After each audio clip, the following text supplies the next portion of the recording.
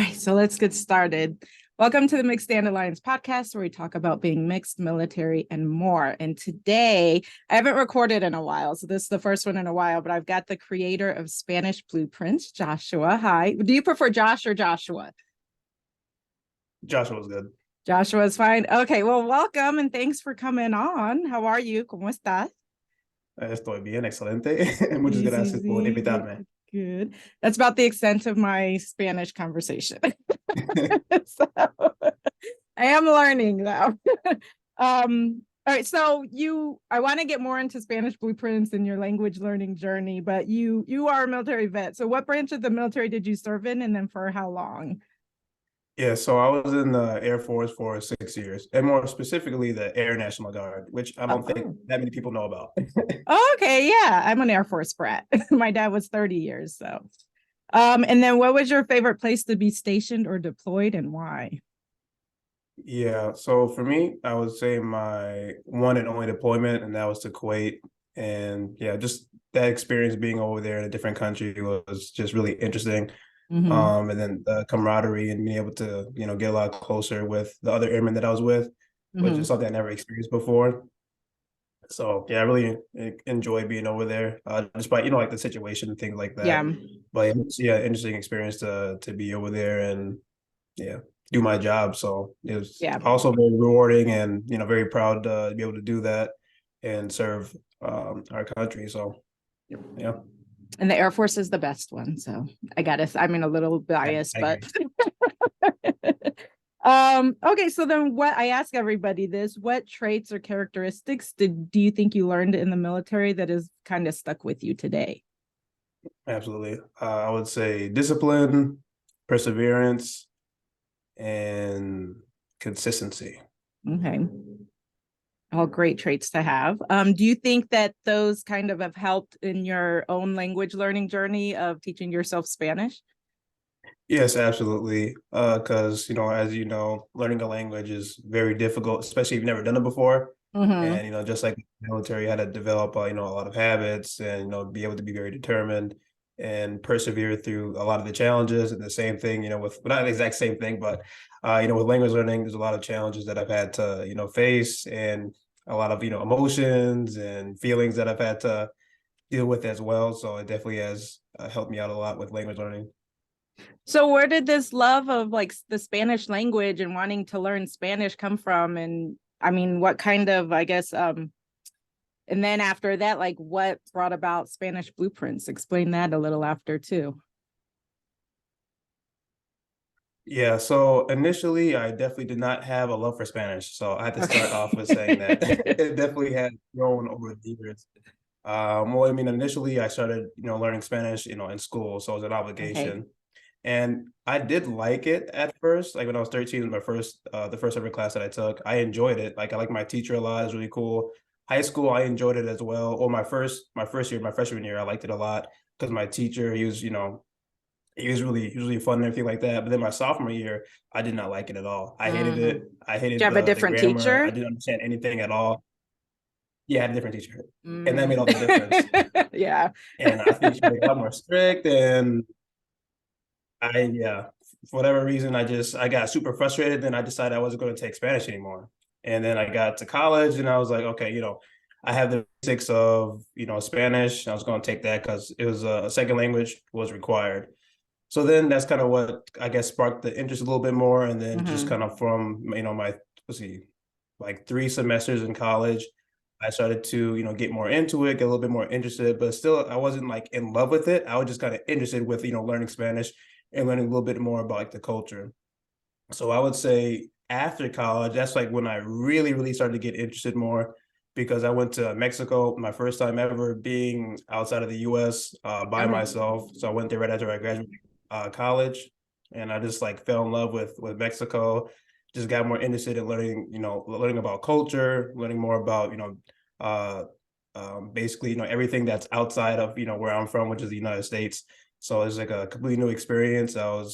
It expanded me to a whole new world. And then from then I started to study more. And that's how I would say kind of initially started my love for the language.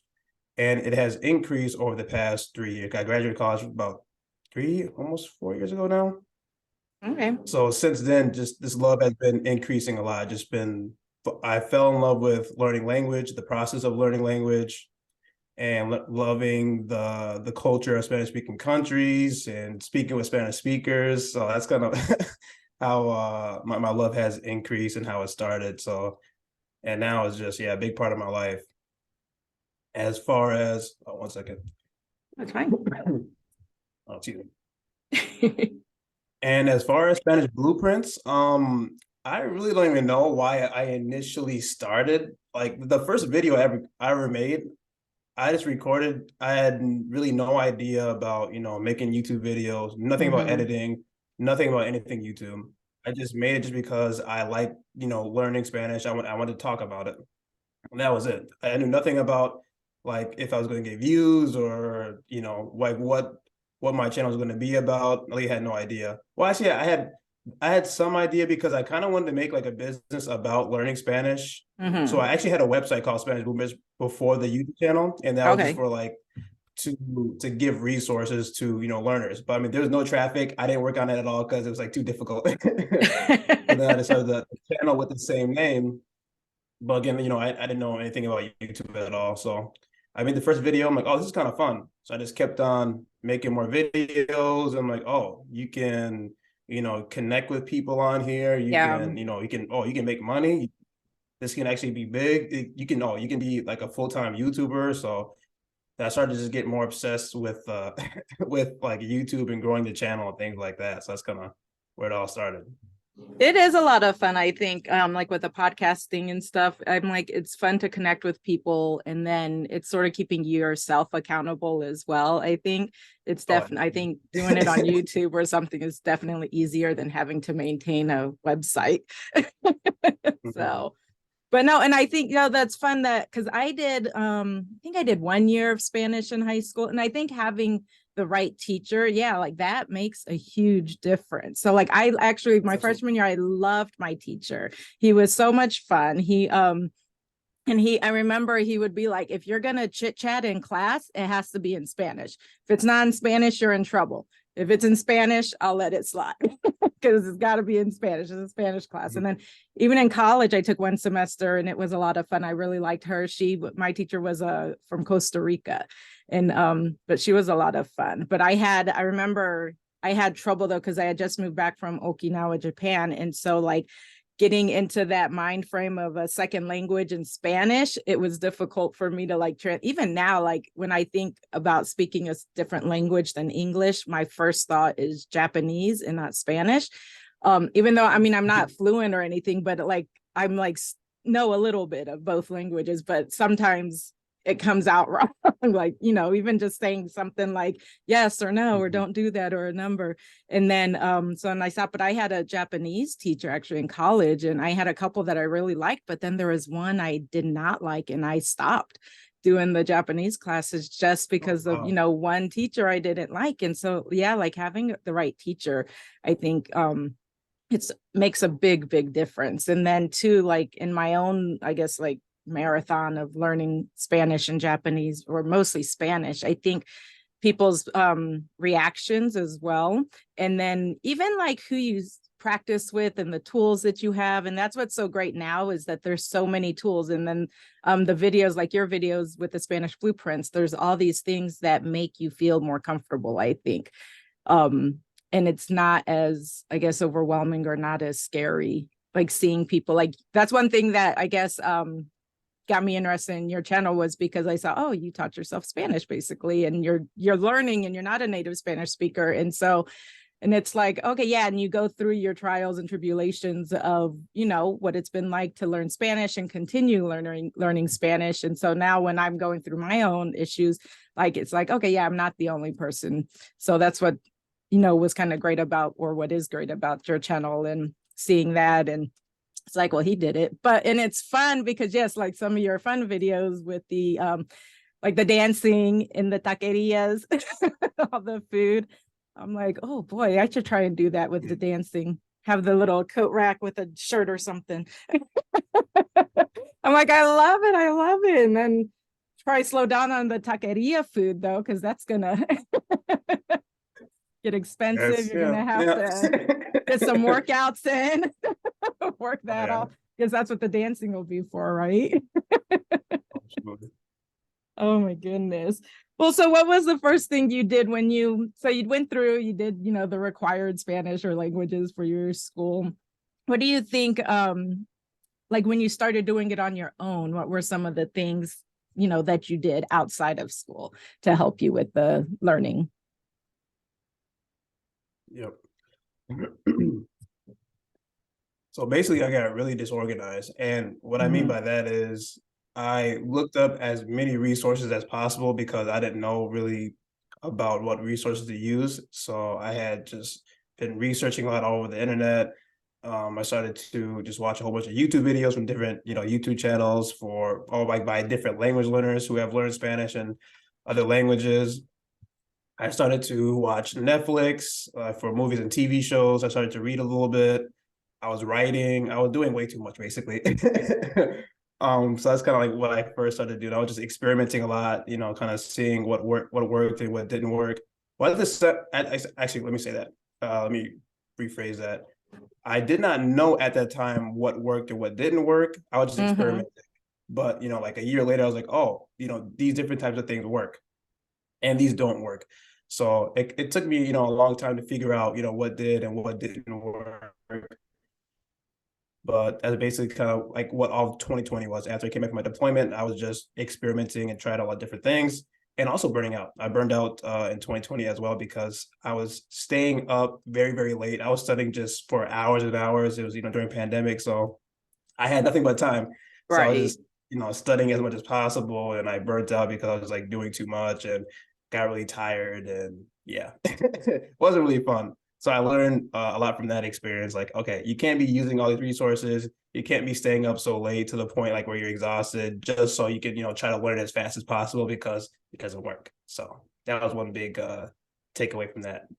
It's like that's exactly what I'm going through right now. So like I decide to really buckle down with, teaching myself Spanish and Japanese at the same time, and or at least refreshing and Okay. learning more. And that's kind of where I'm at. Like I guess Mhm. I'm trying to get into the like doing 12-week blocks.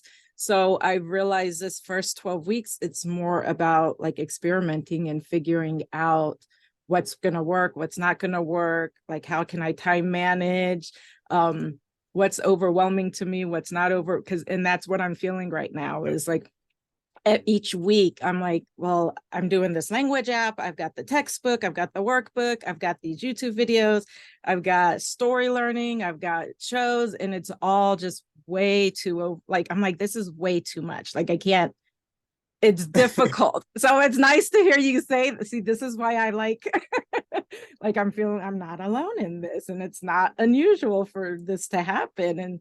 And so like now I've just realized so I have like I'm lucky because I have the opportunities to practice speaking in both languages. I work in an Okay. elementary school and a middle school where we do dual language classrooms, as well as English only, but the dual language is Spanish. And so there's a lot of Spanish speaking students and a lot of Spanish speaking teachers. So I have that opportunity. It's not like I don't, but one of the teachers just lent me a Piggy and Elephant. It's super cute. I have it here. Like it's just a kid's book, but it's literally just like, little sentences. So I'm like, this is perfect. Uh, This is my level. As in comparison to like a regular storybook where I'm like, I don't know any of these words. And then to have to learn these words on top of the words that my workbook has, on top of like when I'm watching YouTube or something, like it was just, so I'm like, I feel like these first 12 weeks, this is where I'm trying to figure out, it's all an yeah. experiment. Yeah. So it's nice to hear that you two were like in the same situation and that it's not and a normal or uncharacteristic to have that overwhelming feeling. So then what did work for you? Like once you figured all that out, like what were some of the things that did work? What were some of the resources or tools or things that like habits or even like time management? What were some things that you figured out did work for you? Hmm. And I will say that I'm still figuring it out. So I don't have everything 100% figured out. But one thing I knew for sure that really helped me was thinking in Spanish. Okay. I started to do that, yeah, like in 2020 as well. And that was really helpful for me to actually become fluent, I would say, because like I like to say that when I'm thinking in Spanish like all day long, it helps me always stay in Spanish mode. I don't have a hard transition in between, English to Spanish mode.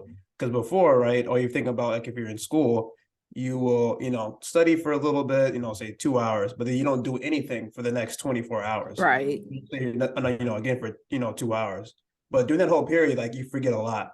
But then once I started to, think in Spanish, and I started to remember a lot of things a lot more, vocabulary, sentences, even, pronunciation, because I was always thinking about Spanish. I was thinking about like, oh, what was, that conversation I just had, or maybe before I even have a conversation, I'm thinking what I'm about to say, or I'm narrating what what I'm doing right now, all in my head, thinking in Spanish. So that helped me out a lot, and I still do that right now. Then speaking to myself as well, because I had no idea how to actually communicate in Spanish. That's the one thing in college that I was not taught. Oh, And really? yeah, no, we did not speak like really at all. Interesting. Yeah, no. So I mostly learned how to read and how to write for the most part. I would say mostly how to write. I would say that mostly how to write, because we had to do a lot of writing assignments and things like that. Like the speaking assignments were very minimal, and most of the time we had our scripts. We had scripts that we had on Right. our screen, But you're just and it was reading. like a Skype call. Yeah, so it wasn't really like I was speaking just from off the top of my head. It was it was guided and things like that. In Oh, classrooms, we spoke for maybe 5-10 minutes, but it was like Spanglish, and it was just it's it's interesting 5 minutes, right? and It's not that. odd, I think. Yeah, I mean that was just my experience. I can't speak for everybody else, right? That was just my experience. So after I graduated college, like I was like extremely difficult trying to figure out how to speak.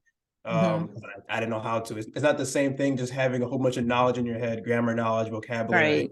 It's not the same thing as speaking. So I had to learn that that it's not. Like there's a disconnection. I had to make a connection. So I started to speak to myself, and then I also started to use Hello Talk. Hello Talk was incredibly useful to get connected with Spanish speakers, because I didn't really have any Spanish speaking friends. I didn't grow up, in a bilingual household or anything like that at all. So I had to, start to have more conversations with Spanish speakers, and that also helped me. I'll say mostly it was through texting. Then I had a few voice calls and like sending voice recordings. So like that helped out a lot, because I was really confused about grammar, because I said a lot of grammar, but I didn't really know how to use it. I didn't know how to create sentences very well. I didn't know how to speak. So just having that communication with native Spanish speakers on Hello Talk helped me to get everything like in order. Like, okay, oh, that's how you actually, say things properly. That's how you write things properly. So having conversations with actual Spanish speakers that help, well, mostly through text. And then, watching movies and TV shows that helped me out a lot, and YouTube as well, as far as increasing my listening comprehension, because my listening comprehension again was bad, Right. because I wasn't listening to like really anything in college. Maybe sometimes a podcast, but that was it. I wasn't speaking to anybody. So again, I'm like starting basically from zero when it comes to communicating, and then also like listening comprehension. Those things, listen to a lot of music as well. That helped me a decent amount for increasing my listening comprehension, but also just like my knowledge of culture as well, culture from Spanish speaking countries. And let's see what else. I mean, there's a lot of different things that I use that are really helpful. I would say like what wasn't that helpful was not speaking. Yeah. Because if I want to become a fluent Spanish speaker, I had to speak. So that's Right. something that I had to realize very early on. Again, coming out of college, now we know how to speak. I'm like, okay, I can't just study my way to speaking. That's not how it works. So I actually had to practice speaking. So when I started to do that, started to speak to myself, started thinking, thinking Spanish, I could only do it for like 5-10 minutes before I was like exhausted. So that's how it started. And then, now I can do it all day long. So, and then also I would say, not having too many resources, because I just, bouncing around from different resources has never helped me, because I'm already just kind of sporadic in general. And That's me. my mind's all over the place. So like I can't That's focus on a lot of so things. me. Right? Like it's difficult. It's difficult to focus on. Yeah, it's Yep. difficult. So yeah, just reducing my resources has helped out a lot, so I can stay focused and be able to actually learn something versus, 5 minutes here, 5 minutes here, 5 minutes here. I Mm-hmm. have like zero direction. I don't know where I'm going. So yeah, that has helped. And also having goals too. That goes with, being organized, because, a lot of times I would study and study and study, but I didn't have any direction. I didn't know why I was studying. Like, why am I doing this for? Well, I don't Mm-hmm. know. So I had to Yeah. start making, more goals, so I could actually be focused on, reaching something. Okay, if my goal is to speak, be able to, speak fluently, okay, let's make sure that you get, speaking practice in, you're learning, new vocabulary, so you can start to, speak better. You're focusing on your pronunciation skills versus just like, okay, let's just read, but never ever speak, that kind of thing. Did you when you first started, did you have a fear of speaking, or were you someone who was pretty like, oh no, I'm gonna go for it? Oh yeah, I definitely had a big fear of speaking, and I still do. Okay. I'm quite introverted, and that was kind of a challenge, because like I said beforehand, at first I was primarily just just talking with Spanish speakers through like messages, voice recordings. Mm-hmm. So that's not the same thing as speaking to a Spanish person in person, like face to Yeah. face. So when I transitioned to that, that's when I think like my fear grew grew a lot more. Like, oh my gosh, this is like terrifying. So like going out of my way to speak with a Spanish speaker was terrifying, because I've had so many fears, just like a lot of insecurities. So what are they going to think about me? I suck at Spanish. My pronunciation is bad. I won't be able to understand them. Just like a whole bunch of irrational fears. And yeah, it's been very very difficult to overcome that.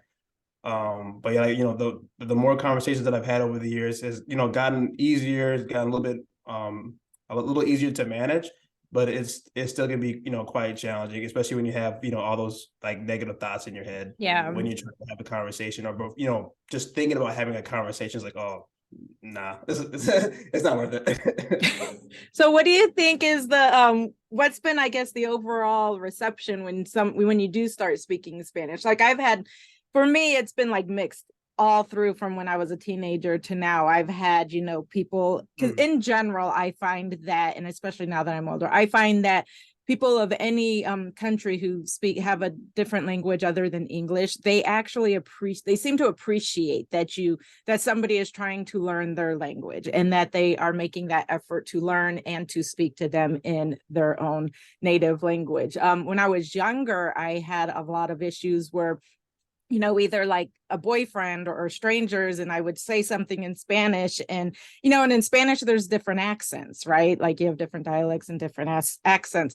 And so like I would say something, and then they would be like, no, you're wrong. That's not how you say it.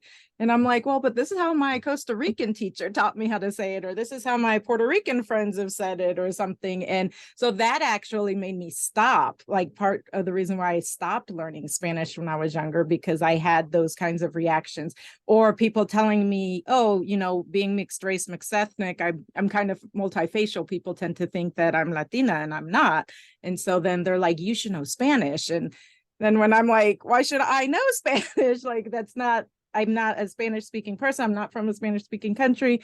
And so when I was younger, the reception was, I guess, a little more negative, but now that I'm older, people tend to appreciate it more. I feel a tiny bit more comfortable speaking, still not, 100% comfortable, but what is the reception from that you've received overall, I guess, when you Yeah. speak Spanish?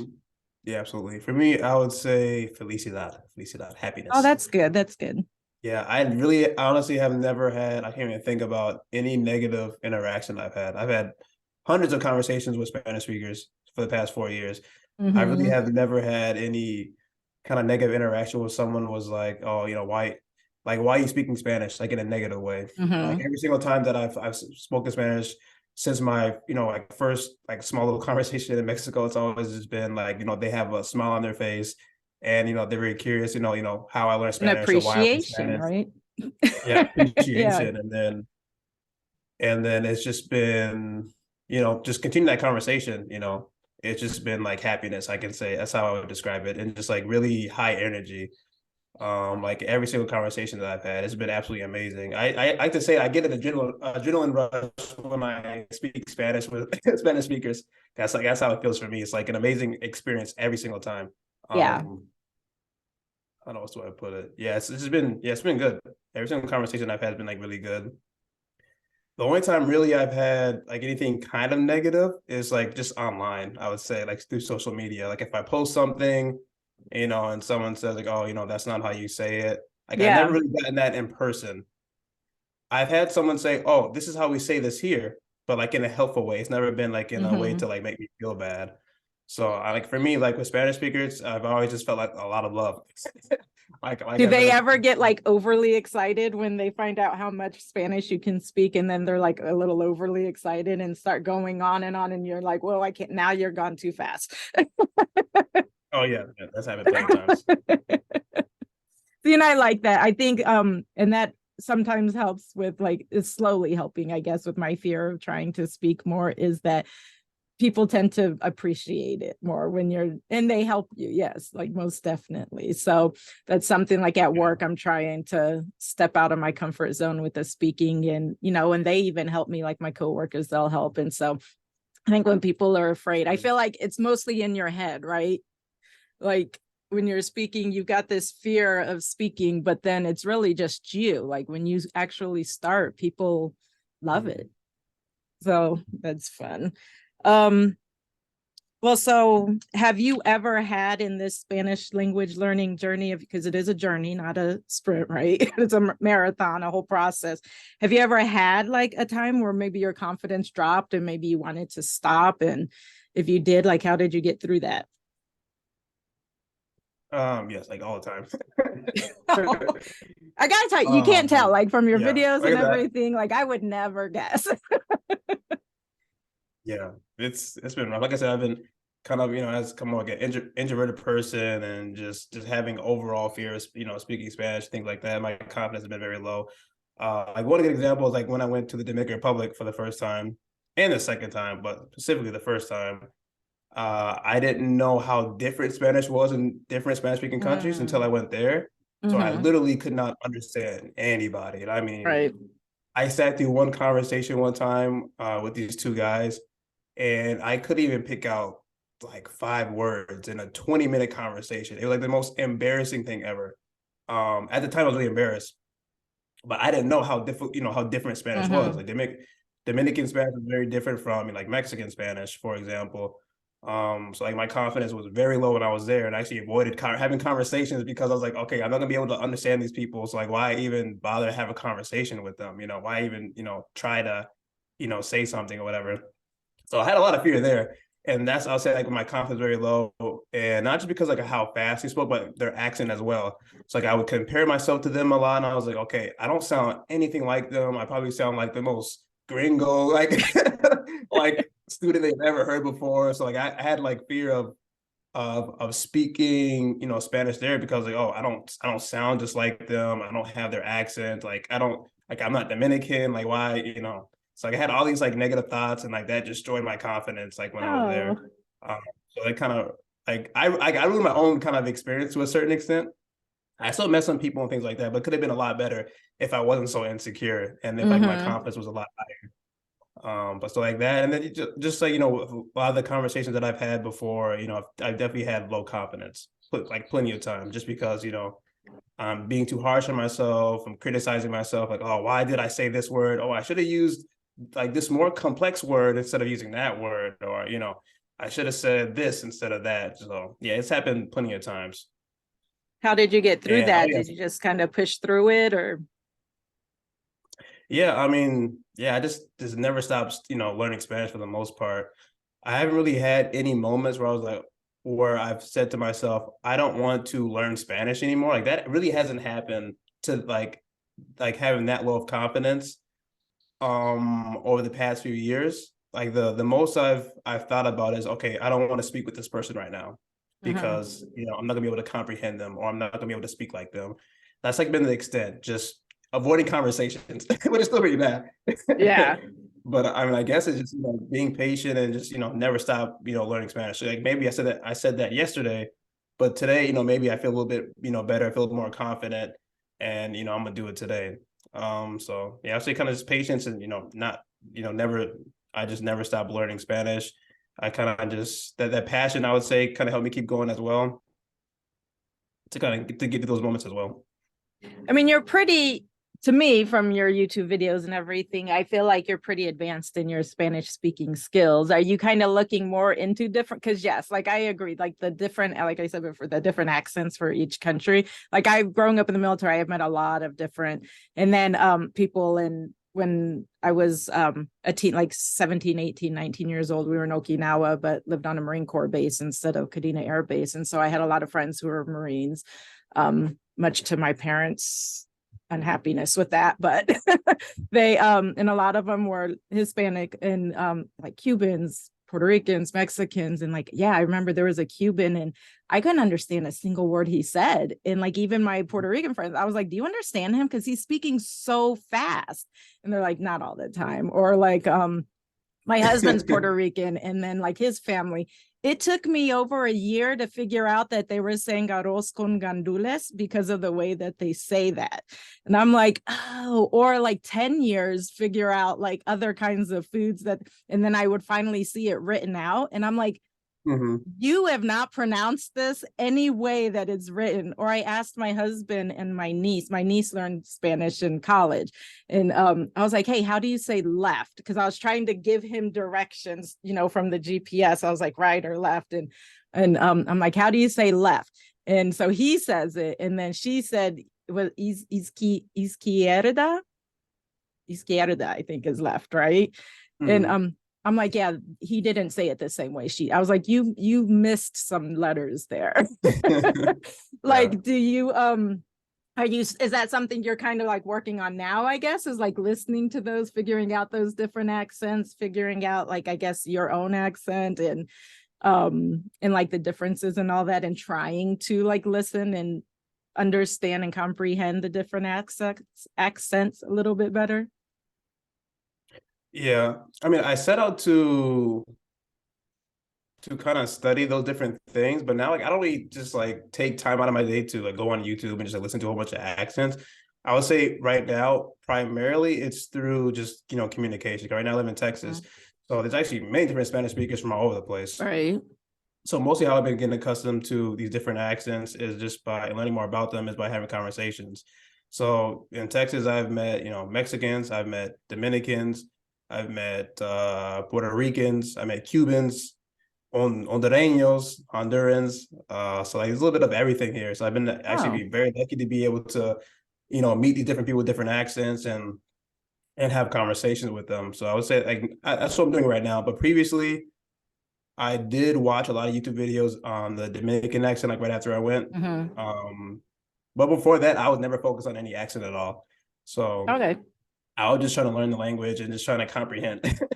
So What's like your favorite accent, do you think? my Are you favorite accent willing right to now, say that?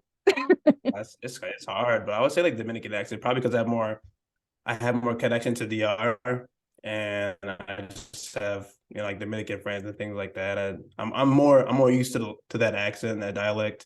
So I'll say Dominican. Okay, interesting. Yeah, my sister lives in Texas, and we actually thought about moving there. They're in the Fort Worth, Dallas area, but I don't remember seeing a lot. I mean, I remember seeing some, and we've driven through some, Hispanic communities because we're like, oh, we got to stop and get, whatever groceries. But I didn't realize that there were, a lot of Dominicans and stuff. I do see a lot of like Mexicans, but next time we go visit, I'm gonna have to like keep an ear out when I hear people speak a little bit more. So then what kind of advice would you give to somebody who is learning, teaching themselves or learning a new language? Yeah.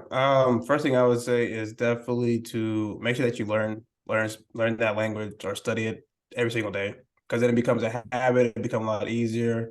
Just from personal experience, I've procrastinated a lot. Like after college, it took me about 8 months actually to be consistent learning Spanish. Oh, So I wow. took a long break because I just, Yeah. I don't really care for it as far as studying, because I was tired from studying. I didn't want to study anymore, after college. Like this is, boring and tiring.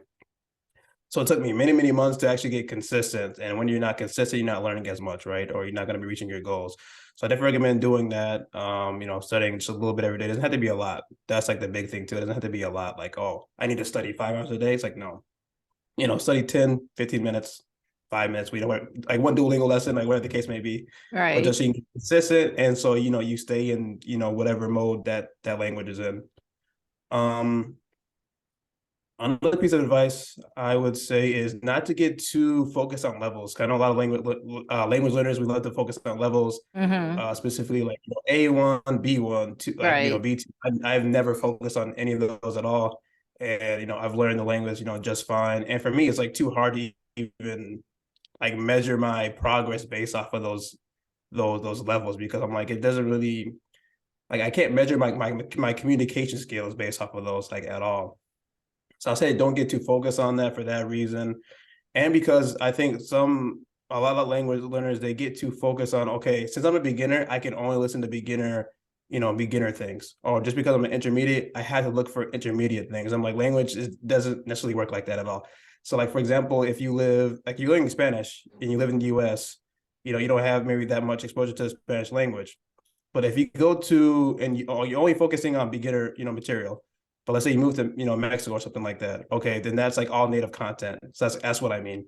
It's like Mm-hmm. you need to be able to start listening to native content right away from like day one. Start reading native content. It doesn't matter if you can't comprehend everything, because that's not the point. You're not gonna be like, it's pretty obvious that you're not Right. gonna be understanding everything right away. So I always recommend that that everybody listens to native content right off the bat and not get too focused on, okay, I don't understand every single thing. That's not the point. There's many different ways that you can still learn a language without understanding 100% of of what you're listening to, or 100% of what you're reading. So I definitely Yeah. recommend those two things for sure. And I think having some of those things that interest you, you may not understand it all, but like with music, you might remember a line, like a verse from that song, and then that helps you to remember those Exactly. things. Like that, that's how I actually remember to sing, cantar, and tocar, to play a musical instrument. Like, have you ever seen Desperado, Mhm. that movie Desperado, and the Los Yeah. Lobos song El Mariachi? Like, I know that song, when it first came out, I was like there with the captions on the TV writing, and that's how I remember. Me gusta Wow. tocar guitarra, and that's how I remember tocar is to play a musical instrument. Tomar mis copas. Awesome. Like, that's how I remember the. Oh, and then my husband was laughing at me because in one of my textbooks I had it was animals, and it said El Lobo, and I was like, oh, this is like Los Lobos is the music Uh-huh. group, so then they're called the Wolves. And he's like, you're just now. I was like, yeah, I didn't. And so now that's like how I'm I actually just learned that remembering. recently too, like a Right? year ago. It's like these weird things, like, or pelota, I just pelota, ball, I just learned from Elephant and Piggy from reading that. I don't know Wow. everything in that book, but I was like, from the pictures I got, I was like, oh, pelota means ball, and my son has been playing soccer for I don't know how many years now, and my husband's like, your son is a soccer player, he's been playing soccer for 5-6 years, and you're just now realizing that pelota means ball. In our community, it's like 60-70% Spanish speaking, where we live. It's I was like, yeah, Okay. now I know if I hear pelota, they're talking about the ball.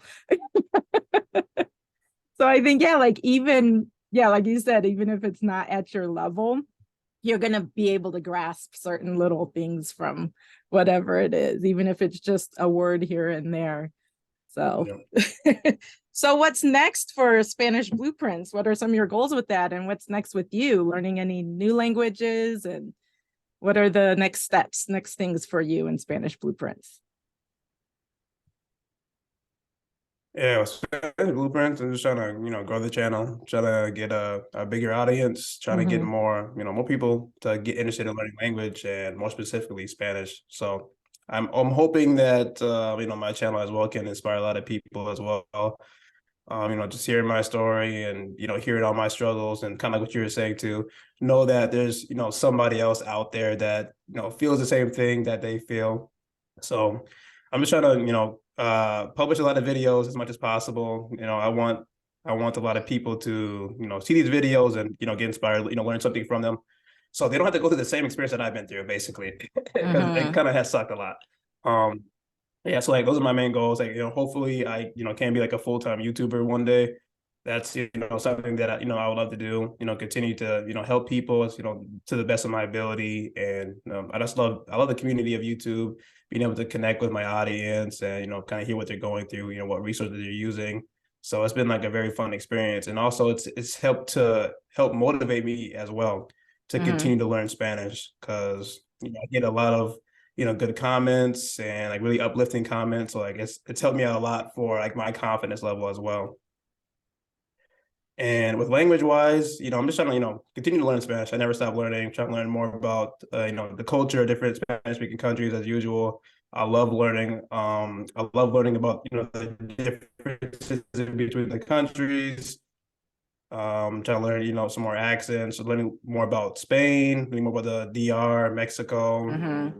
And then let's see, I'm currently learning French. Been learning French for a little bit over a year now. So I would like to learn maybe German probably next after French. I don't Oh, know when I will wow. do that, but whenever I get kind of comfortable with French, I think I'm to German. So I think I'm not going to stop.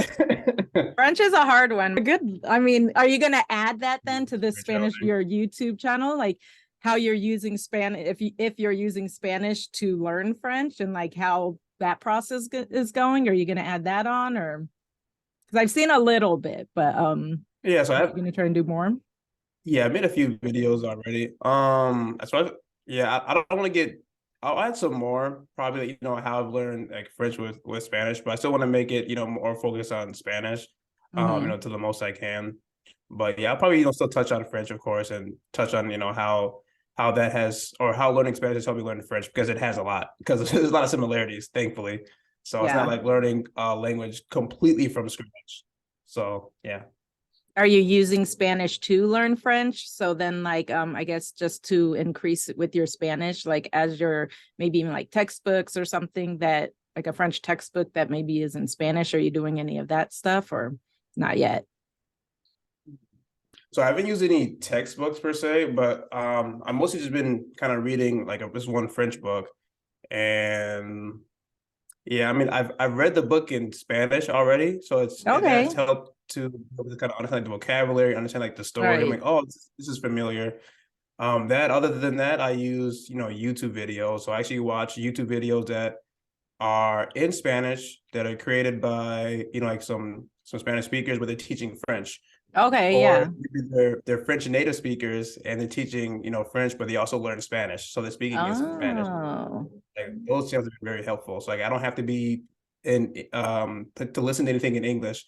It's just in Spanish and French. That's like very, very helpful. Oh, wow. That's interesting. Yeah, those are all sounds difficult, but yeah, like I think it is inspiring, like to see that you're doing those things and that in my eyes, it seems like you've succeeded and you continue to succeed in it. So congratulations on that. Thank It's you. pretty amazing. Like when I started like really buckling down, you go through and you start Googling and you start like searching all these different ones, and you find there's so many on YouTube. But yeah, like I've only pulled out a few. Yours is definitely one of them. And so thanks for posting everything. I think it is a lot of fun to watch, and it is inspiring, and I think it's I guess a little bit of a relief to know that yes, like some of the struggles that I go through or some of the issues, like you've gone through them, you've worked through them. So it's not like I'm not alone. Certain language learners are not alone in the struggles that they go through, and that there is an end goal and that there is success in finding that end goal. So it's been great. That's good to hear. Good. Is there anything else you want to talk about, or is there anything you wanted to ask, or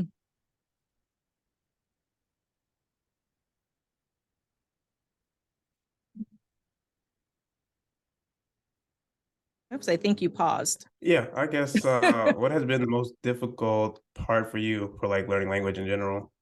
I think consistency. and then also that fear of speaking. Now I'm like that consistency of like sticking to it, and trying to find something consistent in like my study habits, because with getting overwhelmed, I'm having a hard time like actually memorizing a lot of the vocabulary. But I see like the only way I'm not going to learn is from my own lack of discipline, my own lack of consistency. So if I'm not consistent in studying, and if I'm not sitting down and being disciplined, then yeah, I'm not going to learn it, because there's really no reason for me not to learn it, because I have all the resources, I have the tools, I have the opportunities to practice listening and speaking, in my own personal life, with family, with friends, with work. I mean, in both Japanese and in Spanish. So there's really no excuse for me not to learn it. So I think just making sure I'm being consistent, which can be difficult because, yeah, like you get lazy or you start to feel overwhelmed or lack of confidence. So as long as I can try to stay consistent and disciplined and, make sure I get over any of those hurdles, then hopefully it'll be all good. Because next year I've got another goal to learn the Okinawan language that my mom speaks, and that's a dying language. So I really want to learn that. So hopefully the Spanish and the Japanese go well this year. That's good. Yeah.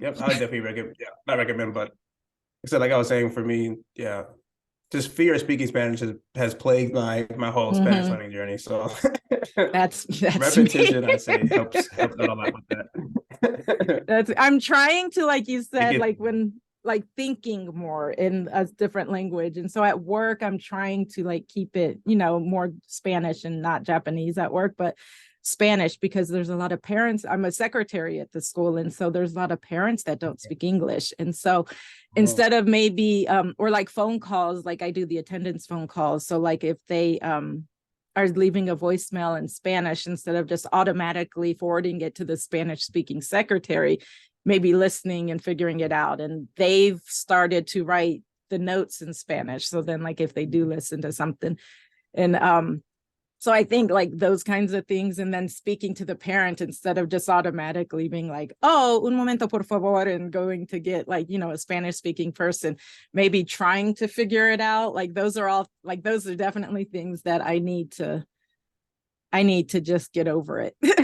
I guess is like the best way to say it. I tell myself too. Yeah.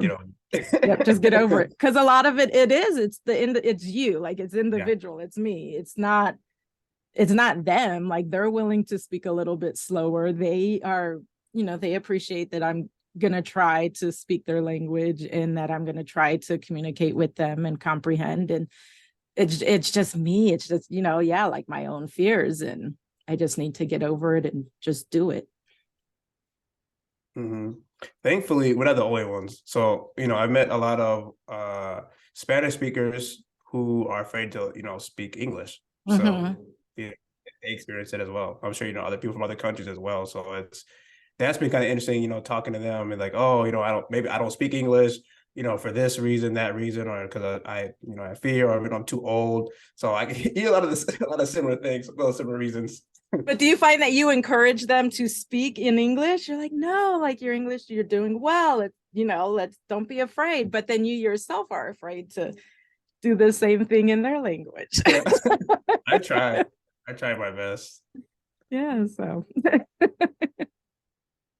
it's funny. But thank you so much for coming on, and it was great to meet you. And this was a fun conversation, and again, just definitely made me feel better about my language journey. So I really appreciate it.